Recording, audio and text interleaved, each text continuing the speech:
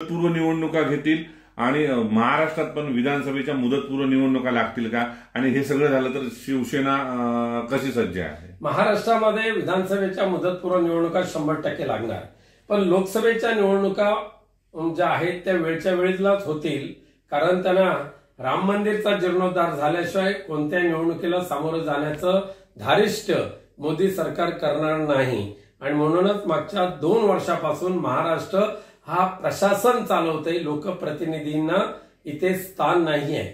आणि त्यामुळे लोकसभा ह्या वेळेवरच होतील, पण महाराष्ट्रासहित अनेक राज्यांच्या विधानसभा वन नेशन वन इलेक्शन ह्या सूत्राप्रमाणे एकत्रित येण्याची शक्यता नाकारता येत नाही. तुम्ही सज्ज आहेत? तुमच्या विरुद्ध कोण उमेदवार असेल? आम्ही निवडणुकीला नेहमीच सज्ज असतो. आमचं 24 तास जनसेवेसाठी जे व्रत आम्हाला शिकवलेलं आहे हिंदुराज सम्राट बाळासाहेबांनी, आमची जनसेवा ही अखंडपणे चालूच असते. निवडणुका कधी येऊ आम्ही समोर आहोत. आता समोर कोण येतोय त्याची चाचपणी इतर सगळेच पक्ष करतात. म्हणजे मोठा शक्तिशाली जो भाजप आहे आणि त्यांच्या आजूबाजूला बसलेले टिल्लू मिल्लू जे आहेत ते सगळेच चाचपणी करतायत. त्यामुळे बाकी मला काय म्हणायचं नाही. कधीतरी त्यांना एखादा पडेल उमेदवार मिळेल अशी आशा धरायला पाहिजे.